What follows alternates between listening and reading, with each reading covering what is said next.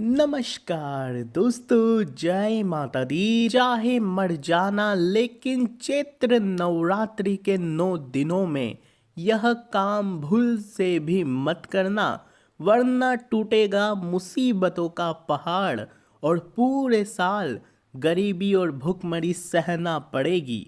जी दोस्तों, चैत्र नवरात्रि शुरू हो चुकी है और इस चैत्र नवरात्रि में बहुत सी बातों का हमें ध्यान रखना पड़ता है, अन्यथा दोस्तों माता रानी का क्रोध हमको भुगतना पड़ता है। दोस्तों, माता रानी बहुत जल्दी प्रसन्न हो जाती है अपने भक्तों से, लेकिन हम नादान कुछ गलतियां कर देते हैं जाने अनजाने में, जिससे माता रानी हमसे क्रोधित हो जाती है। बल्कि प्रसन्न होने की बजाय हम पर दोस्तों माता रानी का क्रोध पड़ जाता है। तो दोस्तों, आज की इस वीडियो में हम आपको बताएंगे कि इस चैत्र नवरात्रि के 9 दिनों में आपको क्या नहीं करना चाहिए। साथ ही आप लोगों को यह भी बताएंगे कि इन 9 दिनों में आपको क्या करना चाहिए, जिससे माता दोस्तों रानी आपके ऊपर प्रसन्न रहे और आपको दोस्तों इन 9 दिनों में खूब सारा धन दौलत वैभव सौभाग्य आपकी हर मनोकामना माता रानी पूर्ण करे। तो शुरुआत से लेकर अंत तक हमारे साथ बने रहिएगा और माता रानी के सच्चे भक्त इस वीडियो को लाइक ज़रूर करिए। बोलिए जय माता दी। नीचे कमेंट बॉक्स में 3 बार जय माता दी, जय माता दी, जय माता दी अवश्य लिखना। माता रानी आपके सारे दुख दर्द दूर करेगी। दोस्तों, सबसे पहले ध्यान रखो कि अगर आप इन 9 दिनों में अपने घर में माता रानी की पूजा पाठ कर रहे हो, शुरू दिन से ही माता रानी की पूजा पाठ कर रहे हो, या घर में कलश स्थापना कर रहे हो, या अखंड ज्योत जला रहे हो, तो इन दिनों ध्यान रखिए कि 9 दिनों में आपका घर कभी भी खाली यानी कि सूना ना रहे। घर में एक ना एक व्यक्ति अवश्य रहना चाहिए, क्योंकि इन 9 दिनों में माता रानी स्थायी रूप से पहले दिन से ही आपके घर में जब पूजा होना शुरू होती है, तब से ही माता आपके घर में रहना शुरू कर देती है। और अगर आप अपने घर को दोस्तों खाली करके जाएंगे, यानी कि आपके घर में कोई नहीं रहेगा, तो माता रानी आपसे रुष्ट हो जाएगी। इसलिए घर में एक ना एक व्यक्ति हमेशा रहना ही रहना चाहिए। दूसरी चीज़ है कि चैत्र नवरात्रि में लोग भाग दोस्तों ध्यान नहीं रखते हैं और बच्चे भी ध्यान नहीं रखते हैं, और ख़ास करके पुरुष लोग क्या करते हैं इन 9 दिनों में, वे दाढ़ी मूंछ कटवा लेते हैं, बाल कटवा लेते हैं। लेकिन इस दौरान ध्यान रखिए, खास करके पुरुष और बच्चे, कि इस दौरान कोई भी शरीर का बाल नहीं काटना चाहिए, बहुत अशुभ होता है। ऐसा करने से माता रानी केवल नाराज ही नहीं बल्कि क्रोधित भी होती है, और दोस्तों कृपा की बजाय माता रानी का उल्टा प्रभाव आपके जीवन पर पड़ जाता है। ऐसे में इन 9 दिनों में अपने बालों को नहीं कटवाए, ना ही घर के किसी सदस्य के बालों को कटवाने दे। इस बात का हमेशा ध्यान रखना। अब तीसरी चीज़ है दोस्तों जो हर लोग गलती करते हैं। यह 9 दिन माता रानी के 9 दिन है दोस्तों, और इन 9 दिनों में खास करके आपको अपने घर में खुशी का माहौल रखना है। कई लोगों की आदत होती है कि घर में किचकिच बहुत करते हैं, छोटी सी बात पर चिल्लाने लगते हैं, चिल्लाचोट करते हैं, चीख चीख कर बातें करते हैं, छोटी छोटी बातों पर लड़ाई झगड़ा करने लग जाते हैं, घर की स्त्रियों को डांटते हैं, घर की स्त्रियों का सम्मान नहीं करते हैं। दोस्तों सावधान हो जाइए। अगर इन 9 दिनों में आपने अपनी यह आदतें नहीं बदली, तो आपके ऊपर मुसीबतों का पहाड़ टूट पड़ेगा। इन 9 दिनों में आपको अपना व्यवहार बहुत ही अच्छा रखना है, खास करके अपने घर में महिलाओं का सम्मान करना है। अगर किसी स्त्री से कोई गलती भी हो जाए तो चिल्ला चोट ना करें, बल्कि उसे शांति से अच्छे से समझा दें, वरना माता रानी देख ही रही है 9 दिनों तक आपके घर में ही है। अपने घर में अगर खुशी का माहौल रहेगा तो माता रानी भी खुशी खुशी रहेगी। अगर घर में चिल्ला चोट करोगे, घर में लड़ाई झगड़ा करोगे, चीख चीख कर बातें करोगे, तो ऐसे घर में माता लक्ष्मी नहीं टिकती है। बस इस बात का ध्यान रखना। दोस्तों चौथी चीज़ बिल्कुल ध्यान से सुनिए कि नवरात्रि के 9 दिनों में कोई भी काले रंग के कपड़े ना पहने, बस इस बात का ध्यान रखना।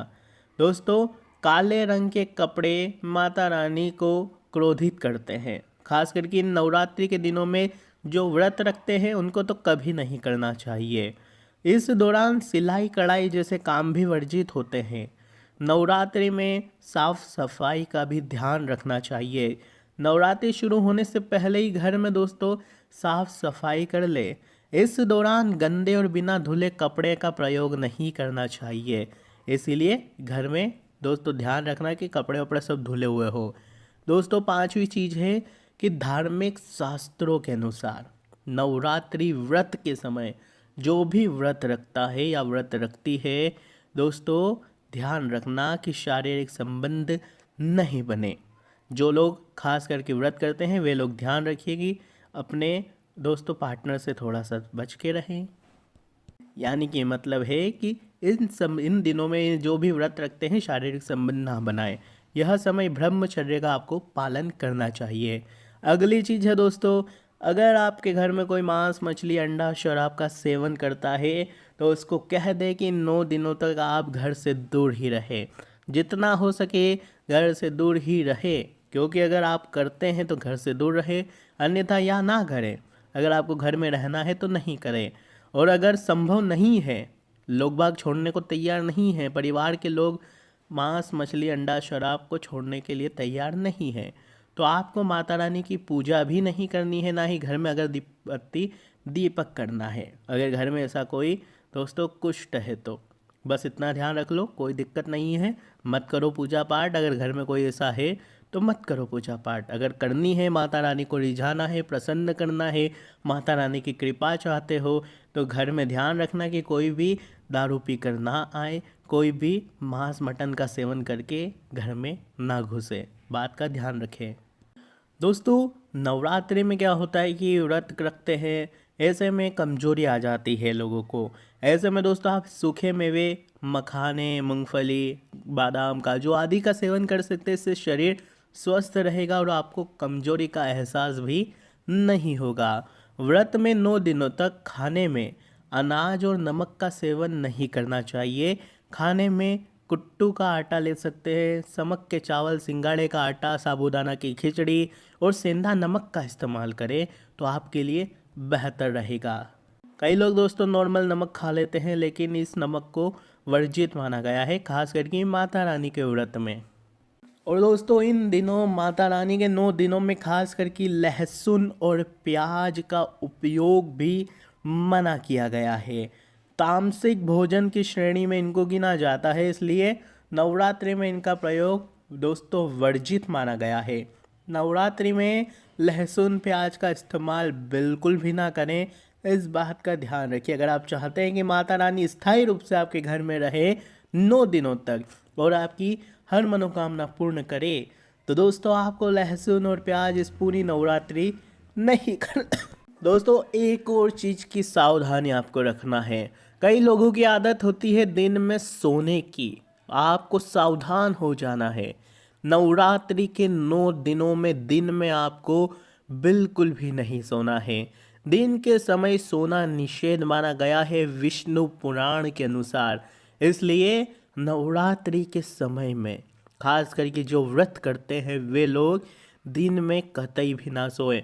अगर परिवार में ऐसा कोई है जिसको आराम की ज़रूरत है, जिसको सोने की थोड़ी आवश्यकता है, या फिर बच्चे हैं, तो दोस्तों उनको ऐसे कमरे में सुलाए जो सबसे पीछे हो, जो माता रानी के द्वार पर ना पड़े।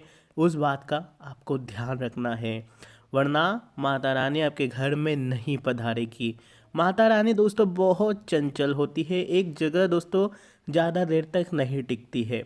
लेकिन अगर माता रानी को एक जगह पर आपको टिकाना है, यानी अगर आपके घर में अगर टिकाना है 9 दिनों तक, तो फिर थोड़ा सा तो दोस्तों आपको सहना पड़ेगा, थोड़ा तो दोस्तों आपको पालन करना पड़ेगा नियमों को। इस बात का ध्यान रखिए कि ये 9 दिनों का जो त्यौहार है, माता रानी की अगर सुदृष्टि आपके जीवन पर पड़ गई, माता रानी अगर आपके घर में आ गई और आपसे 5% भी प्रसन्न हो गई, तो आपका पूरा जीवन साकार हो गया। माता रानी का आशीर्वाद अगर आपको मिल गया तो जीवन में दोस्तों किसी के आगे हाथ फैलाना नहीं पड़ेगा, कभी भी किसी चीज़ के लिए किसी और का मुंह नहीं देखना पड़ेगा, ना ही दोस्तों मन मारना पड़ेगा, ना ही खुद को, ना ही परिवार में किसी भी व्यक्ति को। एक बात का ध्यान रखना। अगली चीज़ है दोस्तों, कई लोग क्या करते हैं, तंबाकू खाने की आदत होती है, तंबाकू चबाते हैं। यह गलती व्रत के दौरान बिल्कुल ना करें। व्यसन से व्रत खंडित होता है दोस्तों। इसलिए जो लोग व्रत रखते हैं तंबाकू आदि चीज़ों का सेवन बिल्कुल भी ना करें। अगर आप नहीं रख पाते हैं काबू इन चीज़ों पर तो व्रत ही ना करें दोस्तों, इस बात का ध्यान रखिए। आज की वीडियो में बस इतना ही। आशा है वीडियो आपको पसंद आई होगी। माता रानी का खूब सारा आशीर्वाद आप पर बरसे, इसी हमारी कामना है। अगर कोई सवाल है नवरात्रि से जुड़ा हुआ तो दोस्तों आप हमें नीचे कमेंट में पूछ सकते हैं। आप लोगों को आपके सवालों का जवाब ज़रूर मिलेगा। आज के लिए बस इतना ही। धन्यवाद।